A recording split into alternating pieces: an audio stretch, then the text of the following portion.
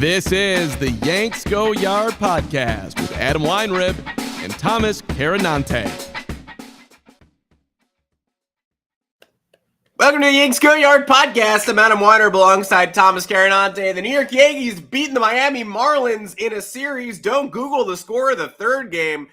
But hey, that's 4 series wins to start the year.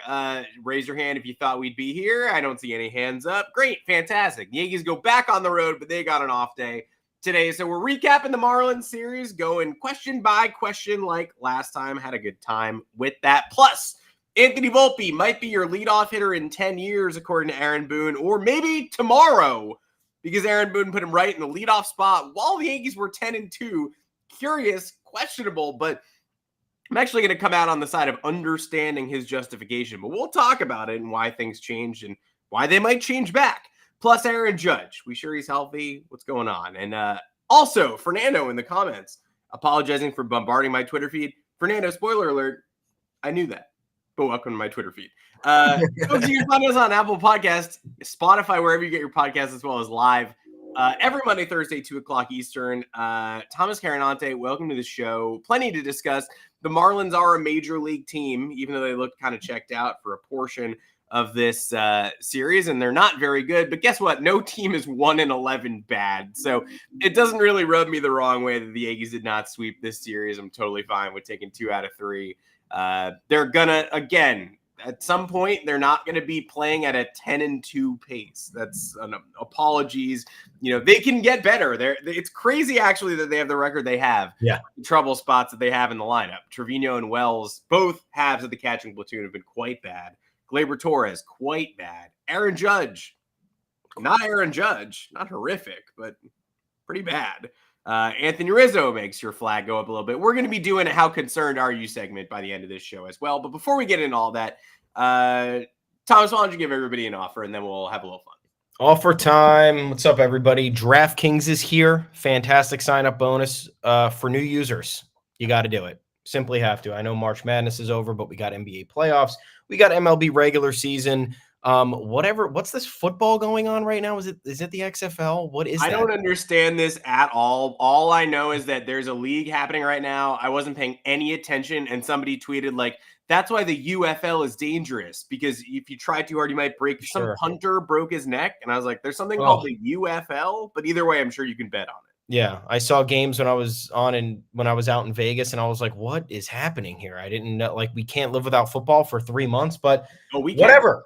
That's why DraftKings is here, because you can do whatever you want. You can watch whatever you want. New customers can place a $5 bet on any sport to instantly claim $150 in bonus bets. Only if, though, you sign up with our code YanksGoYard. The best part is that you'll receive these rewards even if that first bet loses. Doesn't matter. Money coming your way. Using our code YanksGoYard not only gets you these bonuses, but it also directly supports the podcast. You guys like hanging out with us, don't you? Let's make it happen. Keep it going. If you've been considering signing up for DraftKings, please make sure to use the code YanksGoYard to maximize your first bets. This offer is only available to new customers who are 21 and older and physically present in legal gambling states. Please remember to always gamble responsibly. Check the episode description for full terms of the offer to see if you qualify. Got to be happy with this Yankees series. I think was anybody complaining about not sweeping? It's going to be really hard to sweep a team like the Marlins, who's completely like they need to win a game. They badly need to win a game. This is the worst start of any team in baseball, right?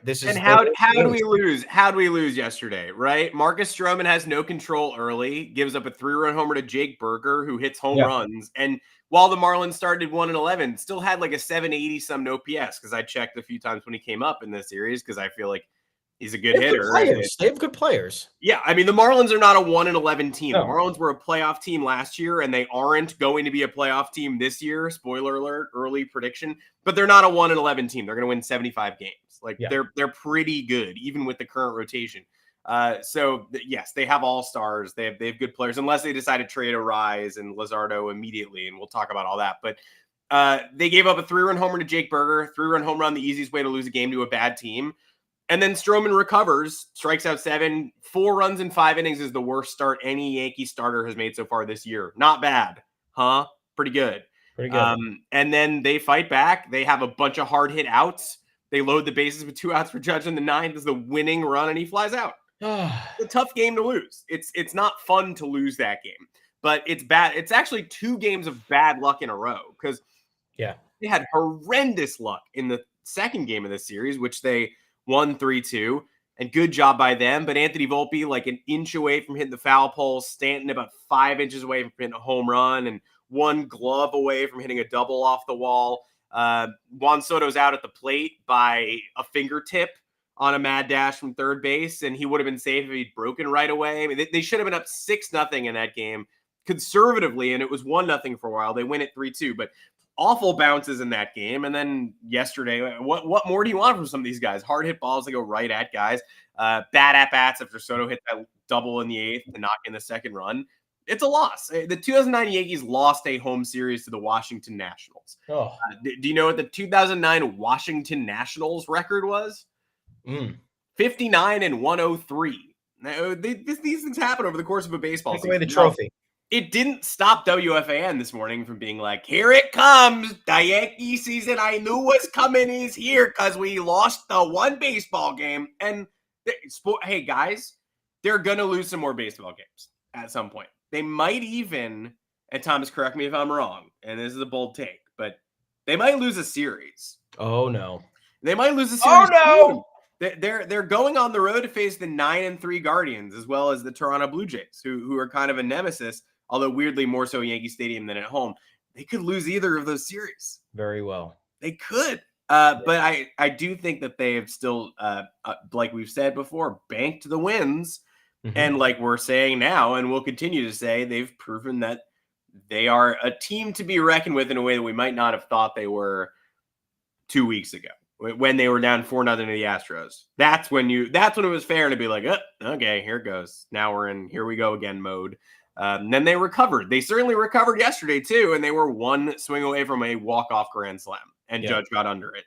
And I'm a little bit concerned about Judge. I'm a little bit concerned about Judge's health because we know he was banged up mid-spring training, beat up a couple of weeks ago. And we'll talk about that later. But all things considered, more positive steps than steps backward in this series win, and mostly from Nestor and Carlos Rodon, and Anthony Volpe as well, who got the leadoff honor. And Thomas, before we get into the moment by moment, do you call your boys fuckers? I feel like you also call your boys that, like Alex Verdugo apparently does, who was caught on hot mic yelling that in the dugout. Let's go fuckers. After his home run on Tuesday, and then when confronted after the game said, I don't remember saying that, but I do call my boys that, so I probably actually said it. So you do that. I do it sometimes. I should probably do it more. Yeah, should definitely do it more. I pick my spots though. I don't do it in the dugout. I definitely don't do it in front of my boss. No. And I think actually I'm going to throw the challenge flag on that because I've had 3-way conversations with our boss. I've actually probably seen you do it a couple times. Either way, I like it. It's funny. If nobody else has a problem with it, like it doesn't seem that that's the case. He hit that home run. Everybody was thrilled. Yeah. You do wonder though if Aaron Boone's like, God damn it. I gotta get this guy out of here. Yeah. When does Jason Dominguez's rehab finish? Because I gotta get this guy out of here. Yeah. Between the chains and the socks and there was the rumors of the lateness. Did we ever confirm those? No, it was just the Red Sox radio guy who had all the investment in the world in saying that Verdugo is having a crappy start to his Yankees. Home run trot. Yeah, we've already heard some of the same problems recurring in New York that were the end of his tenure in Boston. And then everyone was like, wait, what? We haven't heard that at all. And then no one followed up on it or mentioned it ever again. So either it didn't happen or the Yankees effectively buried it, or nobody cares because he seems to be the galvanizing force behind this team and plenty of off-field value, whether or not he's hitting. And he wasn't entering this series and had a good couple of games. That was a cathartic moment for many. Good series by Verdugo. Moment you were the happiest, though, in this series for me, it's an obvious one. And it's Nestor Cortez. Not the start itself, which made me happy enough already, but I tweeted I wanted him handing the ball directly to the Magic Man, Masiewski. They called him up. in place of Jake Cousins, who I don't think was very good or had very little control, and now is back in AAA. But they call up this lefty to make his MLB debut, and when the Yankees were up 7-0 in that game, I was like, it'd be nice for Nestor to hand the ball right to that guy.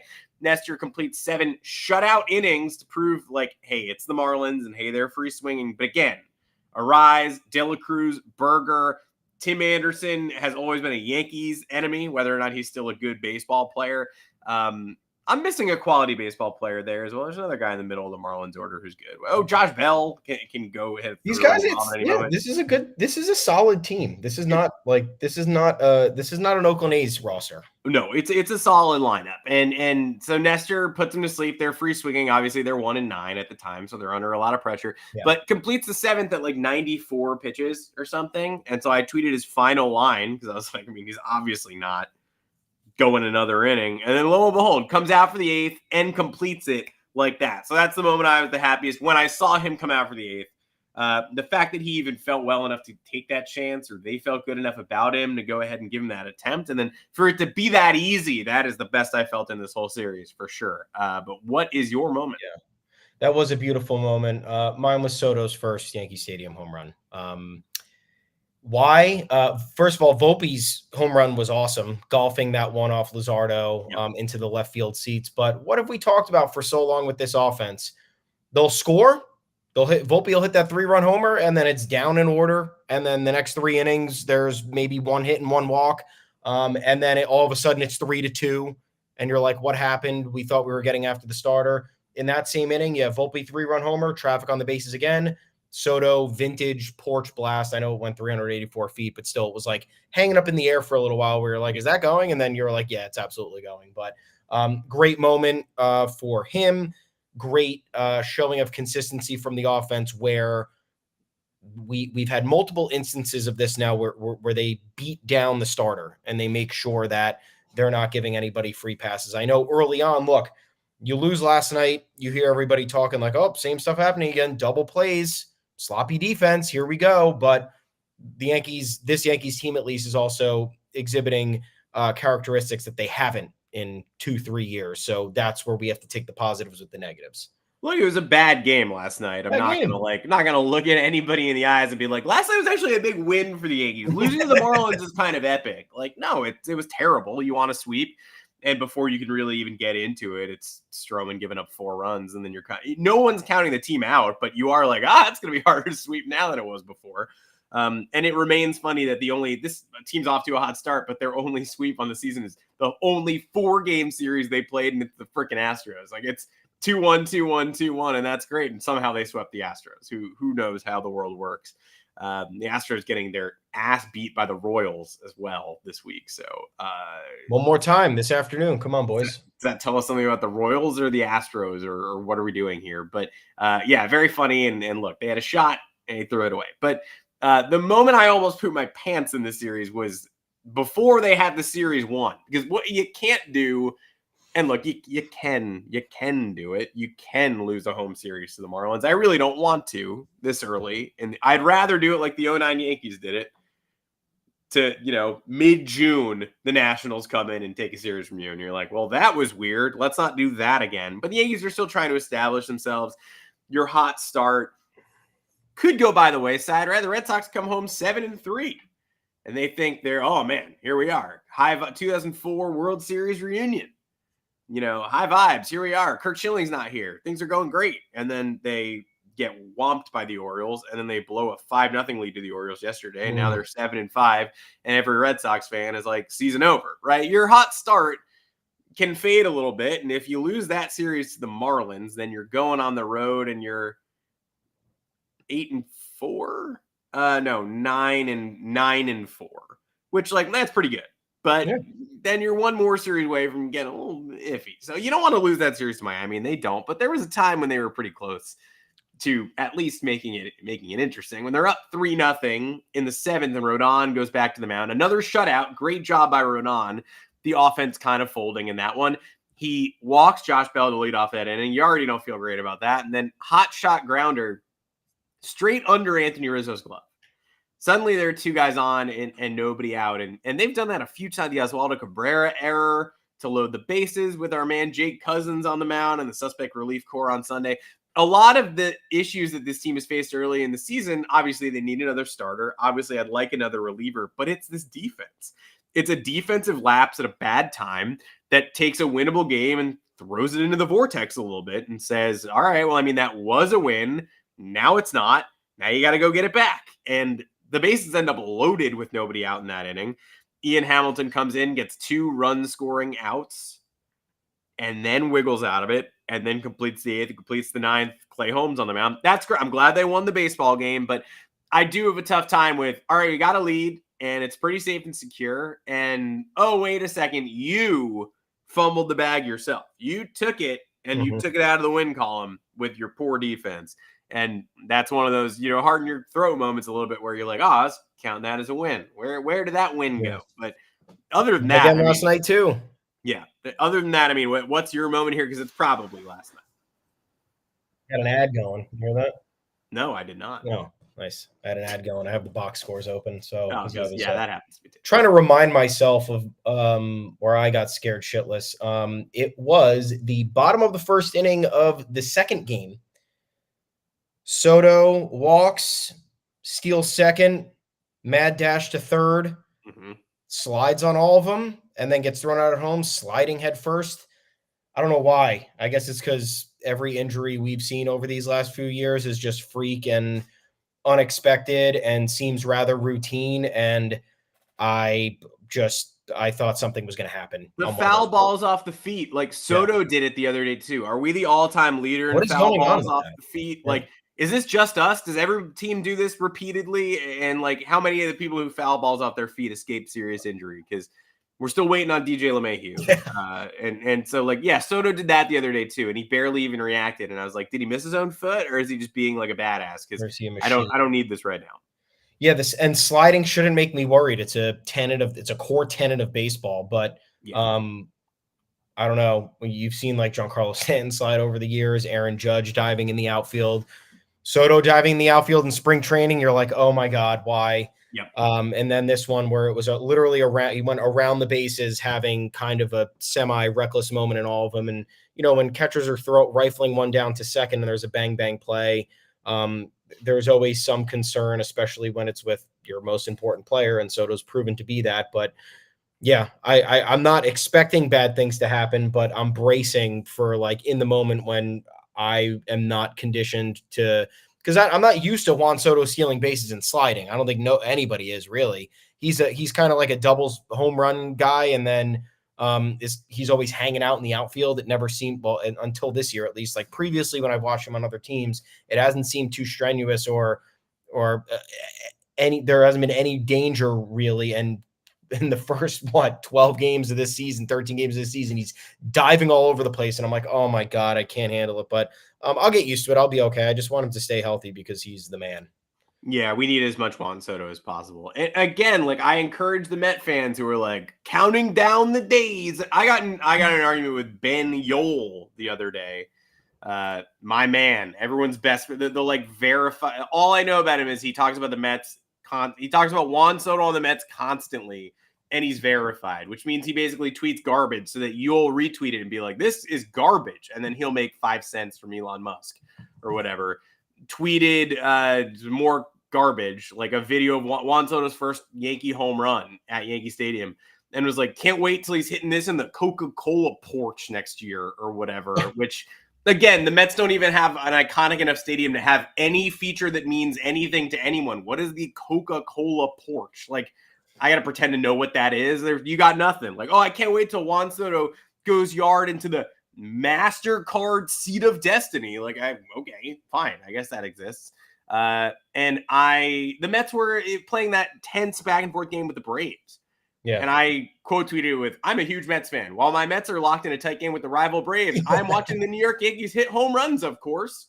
And he responded, there's absolutely no way I can possibly be watching a single Juan Soto highlight while also watching a great Mets game. Okay, sure. but you tweeted about it, but you like publicly randomly decided while your team was playing an exciting game to be like, I'm also watching Juan Soto on the Yankees and pretending he's on my team because that's a fun little fantasy game I can play. And also credit to him for clapping back to me out of the like 75 people who quote tweeted with "You are an idiot." He saw mine and was like, "I gotta talk to Adam Weiner." That's the energy, bro. They get you every time. They just seek you out, and they're like, "I'm going after Adam." They always do. They're like, "Oh, I see. Yeah, there's Adam Weiner making a point. I gotta go clap back to that guy." Like, even though every single person on earth was like, "This is a bad tweet, and you're bad at Twitter." He's like, "I'm gonna find Adam Weiner."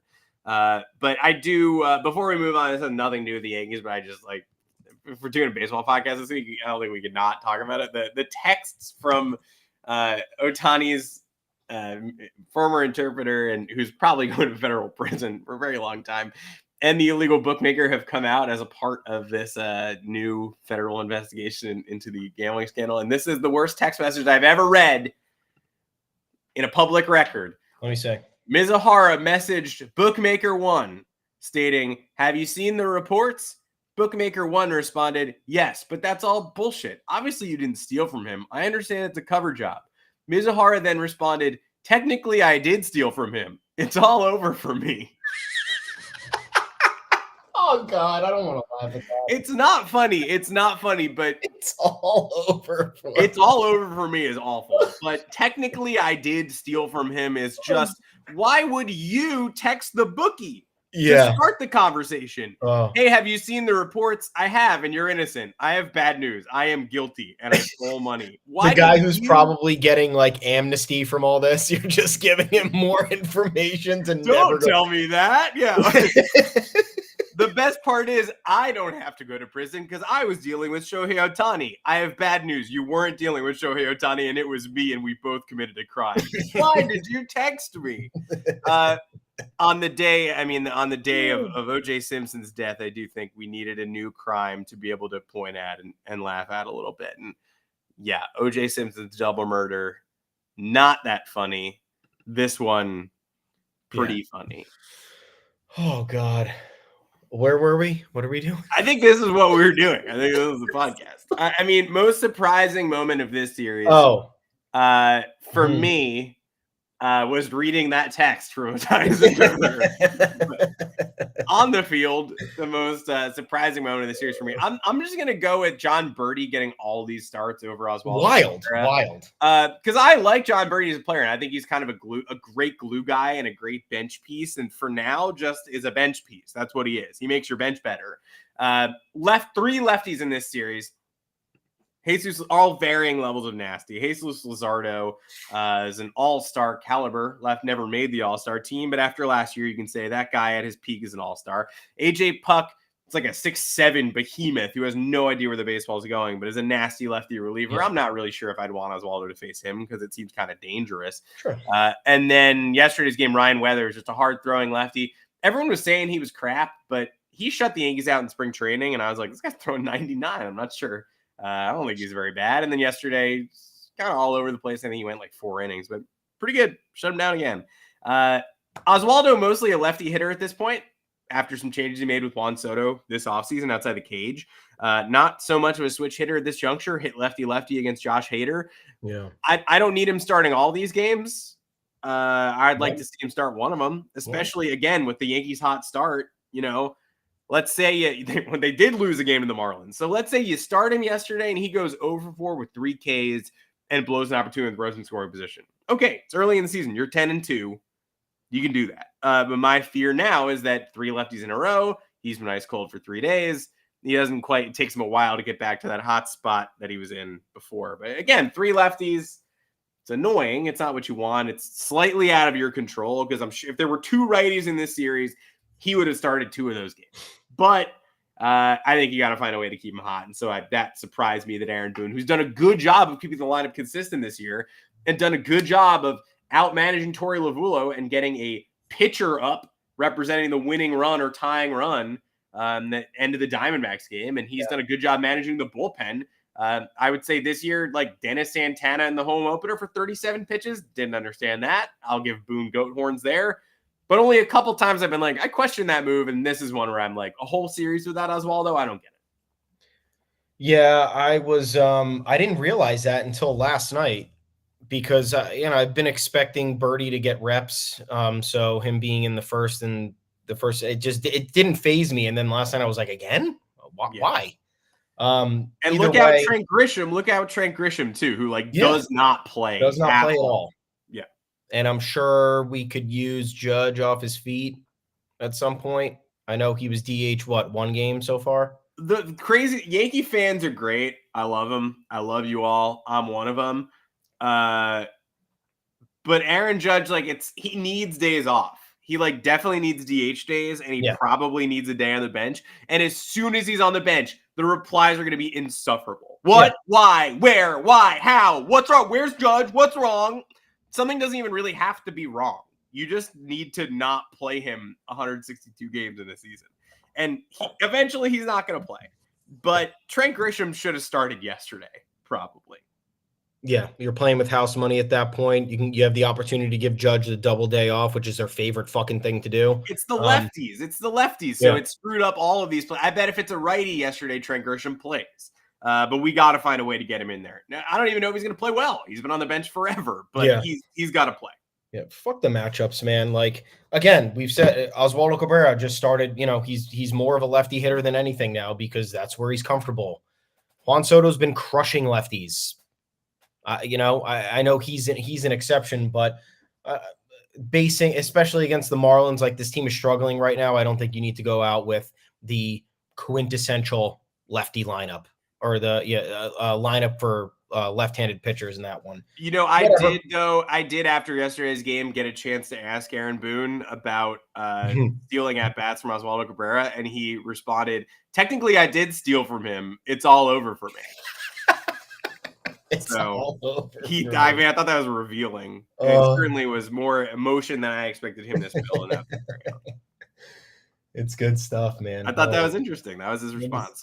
It's certainly interesting. What was I surprised with? It's a surprising moment, right? Where the hell am I? Yeah, that's where we're at. Surprising moment. It wasn't a moment. It was totality. I looked to the end of the series. Bullpen perfectly rested. Yeah. About one inning out of the bullpen from a non-impact arm on Monday. Clay Holmes and Ian Hamilton go in game 2 to preserve that 3-2 win. And then last night you just get the mishmash of stuff of guys who needed to get in there because they've had a few days off. And now you head into this Guardians Blue Jays road trip kind of set up for success. The issue at the beginning of the season was this bullpen getting taxed. Clay Holmes appeared in the first 4 games. And you're like, oh my God. Man, did he? I think he literally appeared in the first 4 games. Could be wrong, but either way, it was a lot in the beginning. And we know when these back-end bullpen guys start getting taxed, you start getting worried, especially because the bullpen is not at full strength right now. You lose Loaizaga. Tommy Kahnle's on his way back, but we're not sure how effective he's going to be, but that's still an important piece. Then you're looking at all this oh, man, we're in another situation where, we're going to have to shuttle somebody to and from Scranton constantly. We're going to have to be hawking these days off, but now everybody's gotten good rest, I think, since Sunday. So now we got the day off today, head into the weekend. Use your guys as you see fit, but that's a huge plus, especially this early in the season, because so many times in years past, at least since 2020, especially when that season started late and there was all of the build-up issues. Now you get a nice little rest, and I feel like that hasn't really been an exhale at the start of the season for us in quite some time. Yeah, Clay Holmes appeared in 3 of the 4 Astros games and then double duty an inning and a third against the D-backs on April 3rd in the extras. But since then, today's April 11th, tomorrow's April 12th. He pitched on the 6th. He came in to bail him out in that Toronto game, and we're all like, oh my gosh, you had a golden opportunity to rest the bullpen all series, and you blew it. And then he only pitched once in the Miami series. It was an inning, and it was 7 pitches long. So feeling good about that for now. Ian Hamilton's going to have to be the multi-inning guy without Jonathan Loaizaga, but guess what? He probably should have been anyway, because Jonathan Loaizaga does not have the capacity to do that. And clearly, a month maximum of trying to stretch him out to be the multi-inning guy, and his elbow broke in half. So best aged article of Adam Weinrib's career. It's a tie, actually, I think, between this Jonathan Loaizaga plan feels like self-sabotage. It was. He already needs surgery. And the Dalton Varsho trade looks terrible. based on the Diamondbacks prospect rankings with Gabriel Moreno, and everyone was like, Dalton Varsho's going to be worth 6 WAR next year, idiot. Well, he's like 4 for 80 Did this you read year. the blogs? He's like 4 for 80 this year in his second season in Toronto. He's one of the worst players in the American League I've ever seen. So, yeah, so far so good on that one, too. But he's going to hit a single against the Yankees once, and they're going to tweet that article. Because, again, Toronto fans don't want to win baseball games. They want to win a meme war that you're not participating in. They have inside jokes. They're like, oh, my God, Adam Waterman said shoelace. It's like, I'm not even part of this. You have your own fun. For those of you in the comments asking if I secretly go to Red Sox games, hell no, but I do pay more attention to the Red Sox than I have any right to. Because I don't want to be a hater. And yet somehow them losing games matters. I was happier they lost yesterday than I was angry the Yankees lost. Oh, absolutely. Absolutely. Like, if you're not living like that, then you're not managing your emotions properly. It's bad brain, but like the Yankees lose, they're 10-3, and they have the lead run at the plate, right? They're Judge can homer and they can walk off, and they don't. I should be very frustrated. I should be throwing a hat, but instead I'm like, Red Sox blew a 5-0 lead against the Orioles. Like, I'd rather that happen. Oops. So I pay a ton of attention to the Red Sox. I don't want to, but I certainly do. Before we get out of this series, thing that you might have missed, my thing that everybody might have missed was, hey, if you got your eyes on the deadline and you got your eyes on the Marlins maybe making trades ahead of the deadline, which Ken Rosenthal theorized they might because they're already 2-11. Jesus Luzardo is going to be a bidding war guy. He might be the best starter on the market now that Shane Bieber has, say with me now, Tommy John surgery and is off the market. A lot of people are going to want Jesus Luzardo, and the Tommy John thing sucks, and every team is going to go through it, and we're not done yet, so nightmare fuel. But Luzardo and Tanner Scott, 2 early season theoretical trade candidates for the Yankees, they come in this series, and they both look awful. And the Tanner Scott thing is a continuation of his spring training where he walked everyone and he gets the 9th inning. He was the best reliever in baseball in 2023. 105 strikeouts in like 70 innings. Finally harnesses control. Well, guess what? That is gone now. And if you think Clay Holmes is a heart attack, which like he is only in comparison to Mariano Rivera, you're not going to like Tanner Scott. So I think noteworthy that 2 people who, fast forward 2 months from now, a lot of Yankee fans are going to tell me I need to give up Spencer Jones for Luzardo, or I need to give up Roderick Arias and Pereira for Tanner Scott. And I would just remind you, remember when they came into the Bronx? What did that look like in a relatively high-pressure game? You sure about that? You sure you want the Miami Marlins? Sure about that? You sure about that's why? That's just, yeah. What about a moment that you might have missed? Again, not a moment. In totality, Yankees went 5 for 26 with runners in scoring position. 192 batting average. Yeah. So again, am I calling into WFAN this morning screaming about this? No. You won the series, figured out a way to continue to win throughout the start of the season. Won every series so far. One of the best records in baseball. But these problems are still persisting a little bit. I know that this team has come through in very big situations to start this year off, especially against the 2 tough opponents that they had faced to start the year off in the Astros and the Diamondbacks. But you face a team like the Marlins, 192 batting average with runners, and that's a big sample size. 5 for 26 that's no joke. That means for those 3 games, you had 8 opportunities with runners in scoring position, and you largely failed every single time. So the Yankees' power is back. Giancarlo Stanton seeing the ball well, hitting it.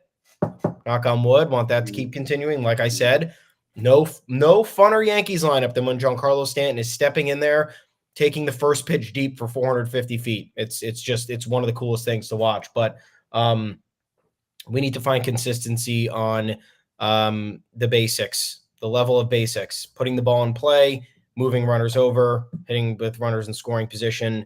5 for 23 against a fairly bad pitching staff just isn't going to cut it.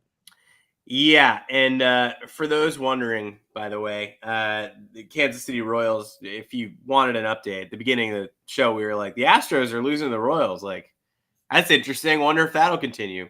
It was the top of the first when the podcast started 35 minutes ago. It's 9-0. It's now the bottom of the first, and it's 9-0 Royals. I bet on them today, just so you guys know, DraftKings. It was just single, double, single, and with 2 outs and a runner on first, Bobby Witt Jr. homered Oppo into the bullpen. It's 9-0. Bases loaded still. Kansas City Royals. After Witt Jr. cleared the bases, it's bases loaded again. Yeah, it's 9-0 with the bases loaded and 2 outs.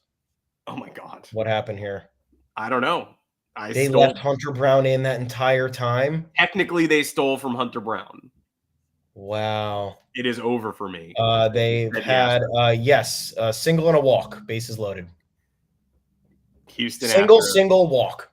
Yeah. Houston Astros prepare. Who's up? Welcome to hell. Velasquez is up. Let's put one in the bullpen, 13-0. Their downfall could not come soon enough. And when it happens, and it may happen someday, it will be generational. I did not think it was going to happen. But shout out, hey, just like Don Mattingly in that Blue Jays dugout saying our hitters don't need to do damage. Shout out inside man Don Mattingly. Inside man Joe Espada, maybe tearing the Astros apart from the inside. And inside man Carlos Mendoza, who I've already heard Mets fans say worst manager of all time. I've heard that twice now. Yeah, I've heard that a lot, and I'm not watching these games, but I've seen some Met fan commentary that's like, I've never seen a manager this bad. So I don't know. Maybe we did it. Maybe we did it too. Maybe we Trojan horse the New York Mets. Maybe Steve Cohen will rage spend $800 million on Juan Soto, but Juan Soto certainly feels like a Yankee right now to me.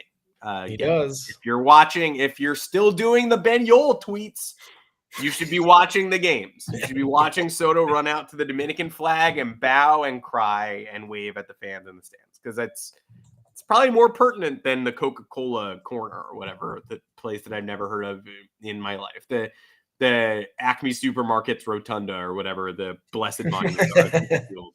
Citi Field's rich history from 2009. Remember when the wall was too far away after the first year? Yep. Never forget that. They build a new stadium, and all the hitters are like, I can't hit here. David Wright had 5 home runs, and the Mets were like, are bad. That was a bad idea. Jason Bay comes and is like, I can't hit here. He's like, I was hitting pop-ups for 3 years. The wall is 430 feet away. And the Mets he was a 1-year Red Sox, right? That passed? 1.5, 08, half of 08 and 09. Again, see, I know way too much about the Red Sox. I don't want to. I want them gone. But every day I go to bed thinking about something a Red Sox fan said that day 60% of the time. Last night I read a tweet that was a Red Sox fan saying, if you can survive the post-2018 Red Sox, you can survive anything. To which I say, why did you pick 2018? A year that was not that long ago. Did something notable happen that year that was not that long ago? That maybe was a demarcation in an era that seems like maybe is a pretty good year for you. And again, that was like 5 years ago. It's not that long. Also, you had an underdog ALCS run in 2021, which is post 2018. And you had a bunch of miracles along the way where like you beat 100-win Rays team in the playoffs because Kevin Kiermaier kicked a live ball into the stands. Christian Vasquez had a walk-off home run in like 13. He had pretty fun play. Kike Hernandez hit 480 in the ALCS. Like, man, 100 home runs. That seemed like it was pretty fun for you, but apparently that was a fate worse than death. So for that, I apologize. Post-2018 Red Sox life, pretty tough. Hey, why do the Yankees mess with Anthony Volpe's success? Not that I don't think he isn't strong enough to be a leadoff hitter eventually, but Aaron Boone says 10 years from now, we want Anthony Volpe to be the leadoff hitter after he started the year batting like 400 out of the 6th and 7th hole and singling and walking and not swinging and missing. And also hitting an awesome home run to deep left center to prove that he could still do that. Feels like a leadoff hitter eventually for sure. But in the midst of a sophomore resurgence, anchoring the bottom of the lineup, moving him right to the top, I don't know about that at first blush. And of course, he's great as a leadoff hitter in the first game, but the bottom of the order is bad. Yeah. And behind Verdugo, you've got Trevino, who's been an automatic out so far. Love him. Great defensive catcher. The offense is not there. He's a backup. He just is. At this point in time, he just is. He's a great backup catcher. Another thing not to Google, Ben Rortvedt stats for sure. Don't look those up. But yeah, Trevino, backup catcher at this point in time. John Birdie not contributing at this juncture. So it leaves the bottom of the lineup barren. And of course, it would be nice if they had won. They did not. But Volpe was great. It didn't take a mental toll on him yet. Here's why I'm actually going to come out on the side of I'm fine with Volpe, the leadoff hitter, because Aaron Boone hinted that Gleyber Torres in leadoff spot was not his cup of tea. And Gleyber has historically not been a great leadoff hitter. We know Gleyber's under a lot of pressure. He's in a walk year. He and Soto are also best friends all of a sudden. So we might need to reconsider bringing both back instead of just one. If Gleyber's uncomfortable, I'm going to need him to get right. He's too good a baseball player to be leading off and being an empty at bat atop the lineup. The lineup has largely been functioning so far. And if you're worried about the bottom of the lineup being weak while Volpe is strengthening the top, I think Gleyber Torres is a pretty solid bet to be a good hitter in the 6 hole. And there's also no shame in batting 7th in this lineup with the best starters in the lineup. I think Oswaldo 8th, and I think Austin Wells 9th. And that's your lineup most days. Some days there'll be a Grisham. Some days there'll be a Birdie. Eventually DJ LeMahieu will come back. But for now, I'm fine with this if they think Gleyber Torres needs it to be his best self. Because right now, Gleyber Torres look pretty bad. And the Yankees are surviving and thriving without Gleyber Torres performing at all, doing much of anything and almost throwing away every at-bat to start a game or in the leadoff spot ahead of Soto, who's been on fire, and Judge, who's shown some power but has also largely not been very good. If that's what they need to get Torres engaged, I'm in. Because Volpe showed that the pressure was not mounting or getting to him yesterday. But the bottom of the lineup's still bad while we're waiting for Gleyber Torres to be himself. Yeah, I am going to support this. Or better yet, I am going to push back on any rage that might exist out there. Because I've seen a lot of, hey, if it's not, what's the saying? If it's not broken, don't fix it. Yeah. Sure. Which I get.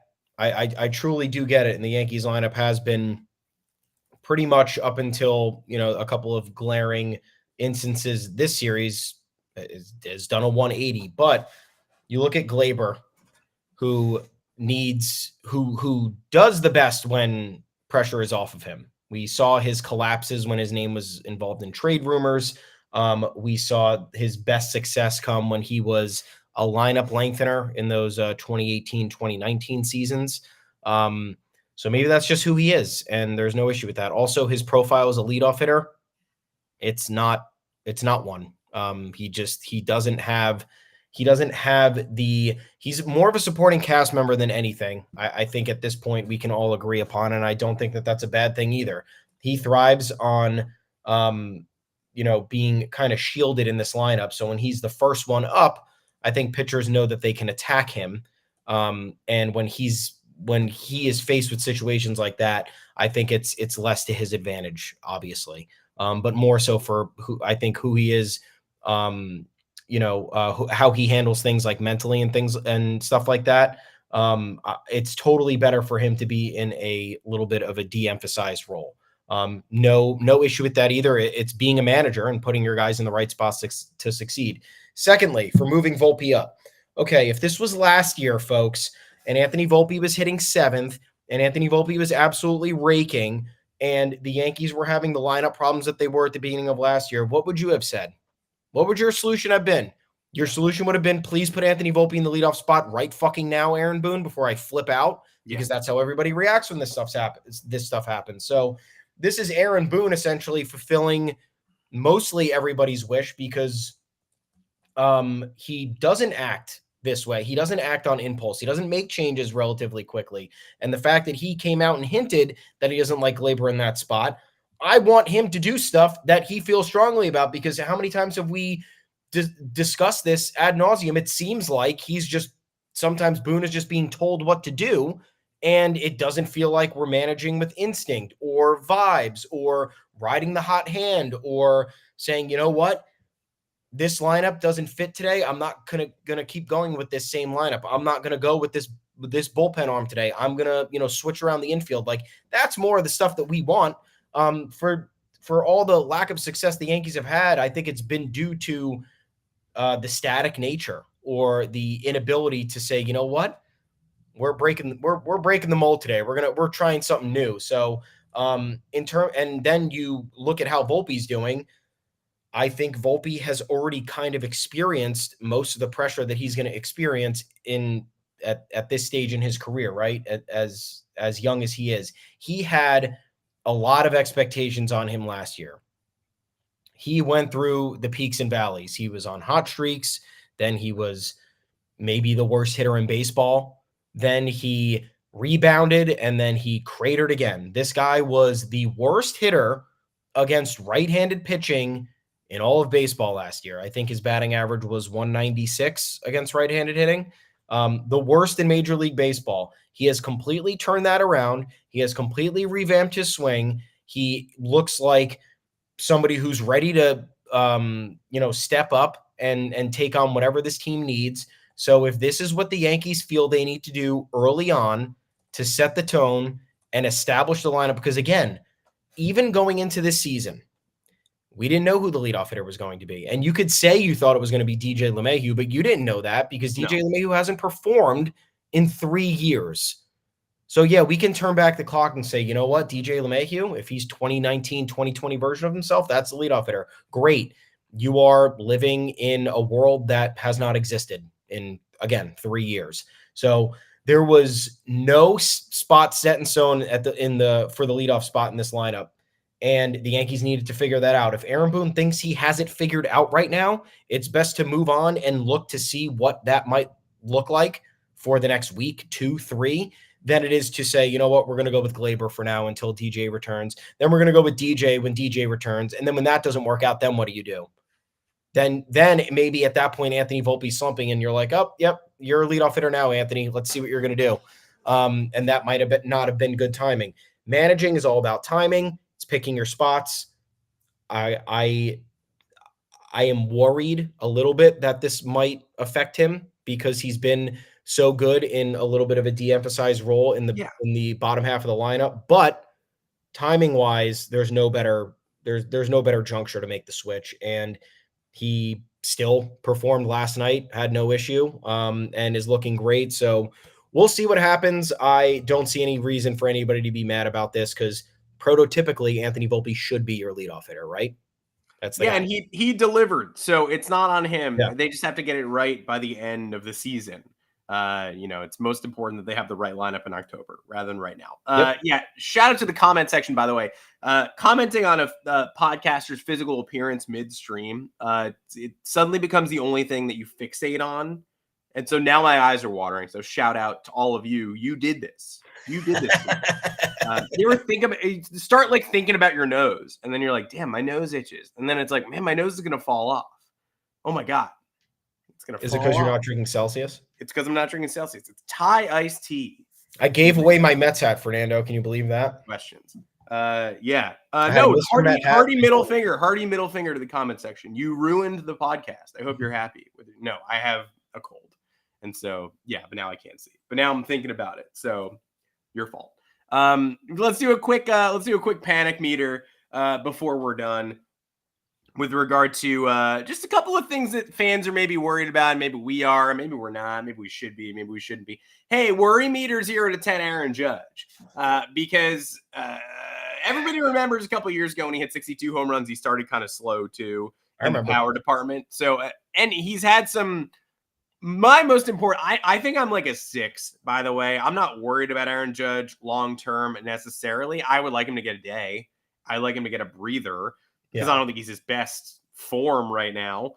But when you're reckoning with the toe that needs constant maintenance or whatever the crap that was, what you're worried about is can he still do what makes him special? Can he still hit the ball 116 miles an hour? And that double he hit the other day, ringing double in the corner as hard as he's going to hit a ball. And he hit a home run in Chase Field. He can still do it. It's proven that he can do it. So I'm not 10 out of 10 worried he can't get it back. We've already seen the best of Judge. It's all over. But I'm a 6 out of 10 because, we know he was banged up in spring training. He's not starting the season like his typical self. And Juan Soto is getting a little bit of that adoration that he's gotten in previous years.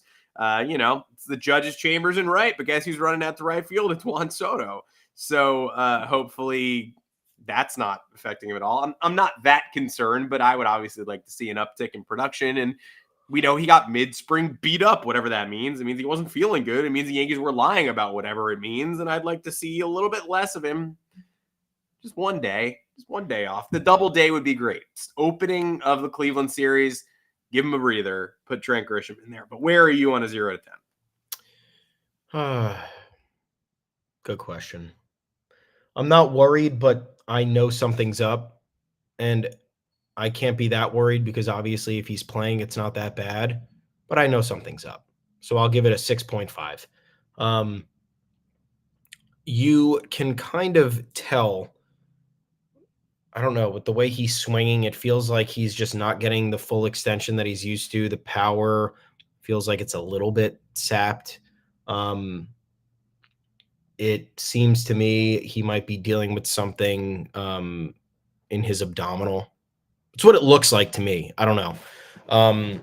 But my fear is that he's playing right now because the injury isn't deemed serious enough to sit him, and the Yankees don't want the early season headlines of all the injury negativity because there's already enough. And Judge is obviously a beast, so he's like, yeah, of course I can play through it. I'm going to play through it. I'm going to be there for my team. And he knows that him merely existing in the lineup, whether he's capable or not, is changing the complexion of the entire lineup, right? You put an injured star player like, him or Soto injured in this lineup doesn't really affect the lineup outside of the fact that maybe they're not performing as best they could. But yeah, I think the start that they've gotten off to now, I think maybe there needs to be a little bit of a reevaluation in terms of something, a couple days off, quick IL stint for 10 days.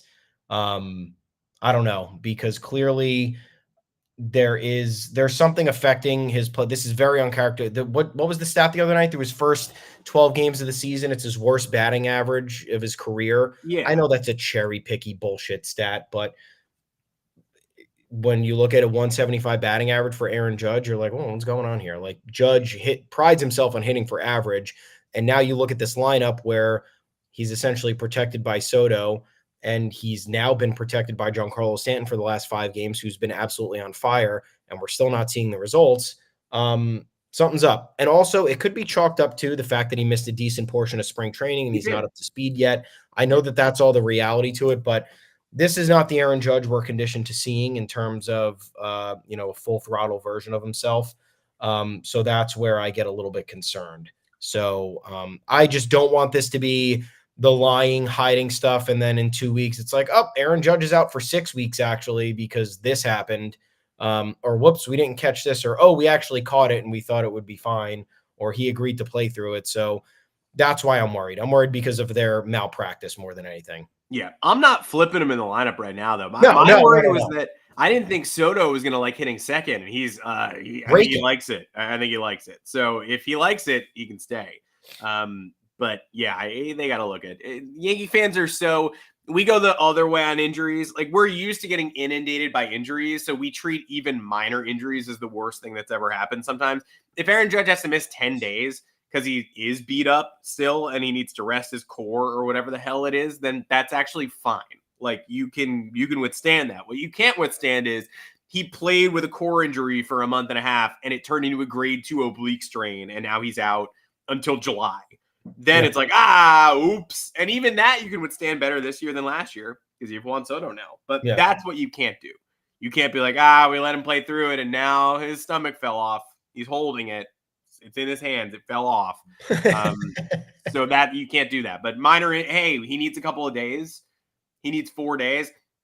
Like, we don't trust the front office because sometimes it's like he needs a couple of days and then he actually needed much more time than that. But if he really does need like a series off, that's fine. Like, he's not going to start. He can come off the bench. Just needs a breather. Or maybe he hits 380 with 3 homers in this Guardian series. We don't think about it at all. We touched on Glaber a little bit, but in terms of things you're worried about, hey, how about the Orioles? Are you like worried about them at all? No. I still have a weird vibe with the Orioles where call up as many guys as you want. The offense is obviously crazy and relentless, but they don't even feel like an AL East rival to me. I root for them to beat every other team in the AL East. Yeah.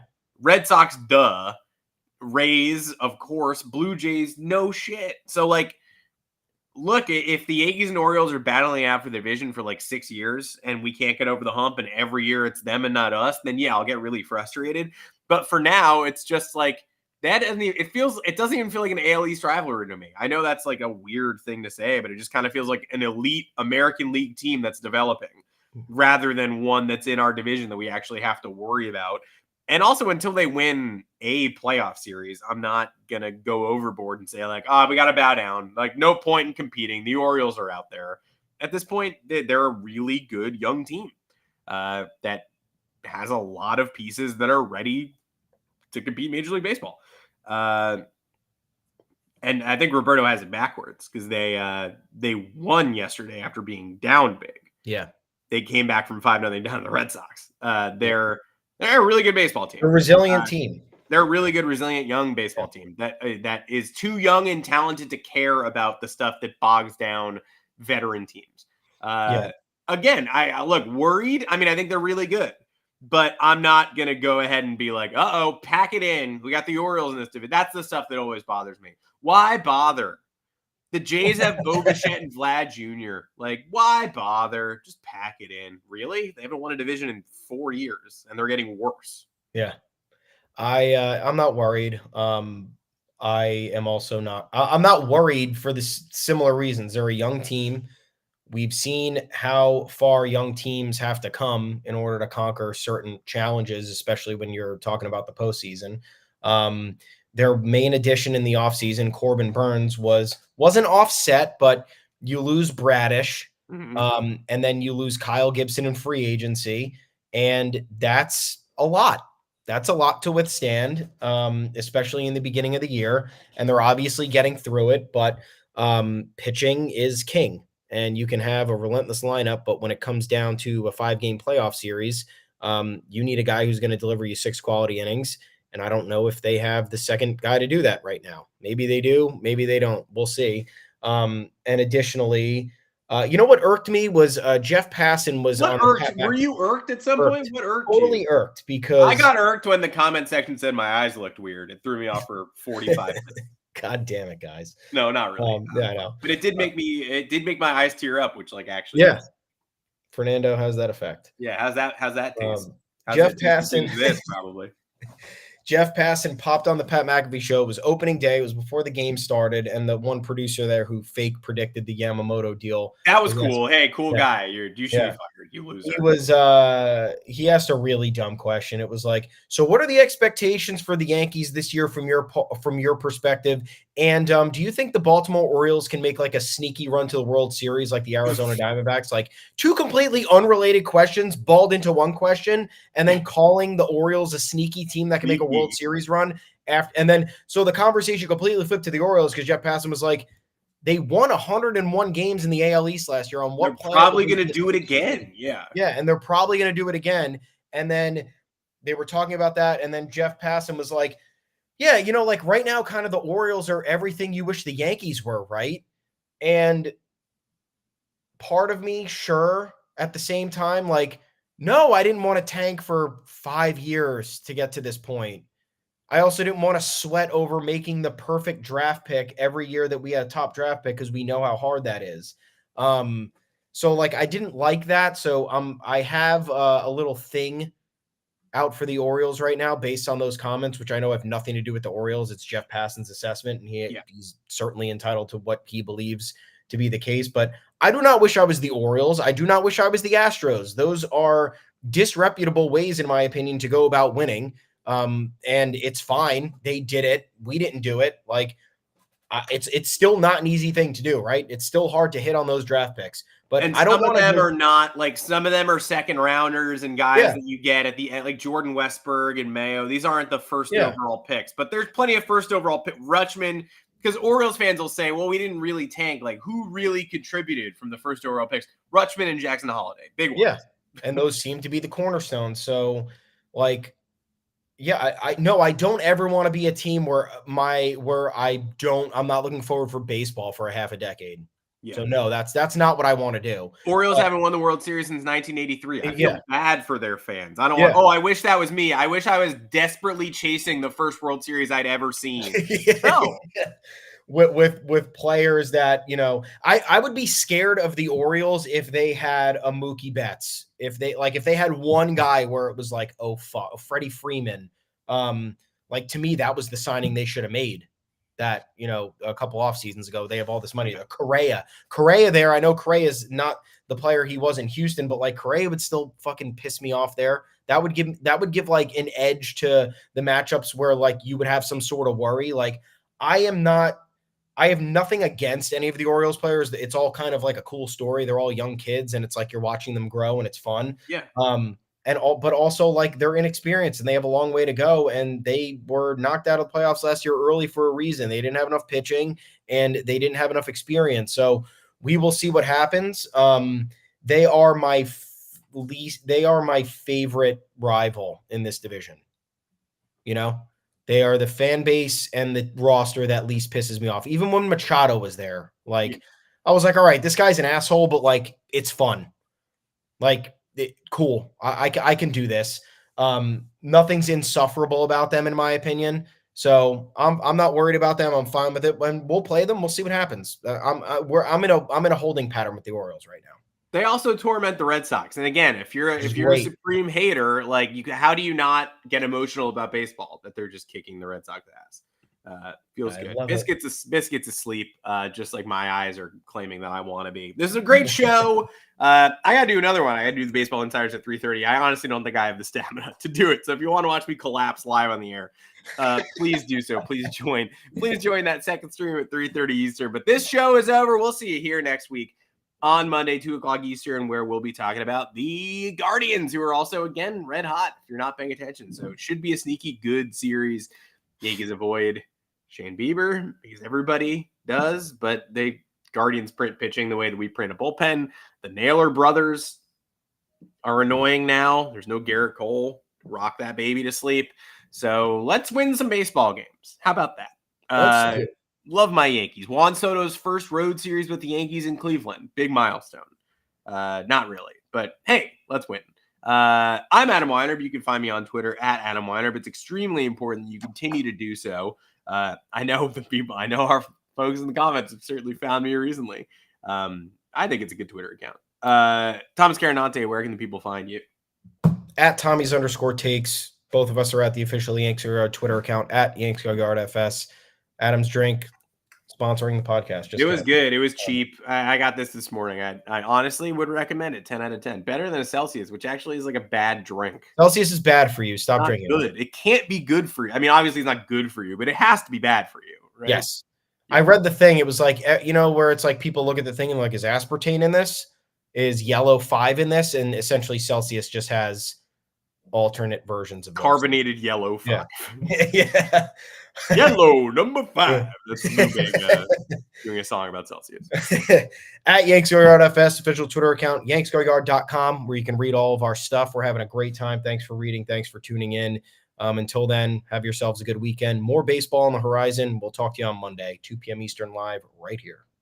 Oh, the Royals just scored another run. No, they didn't actually, but they probably will. Hey, see you on Monday. How about it, everybody? Yep.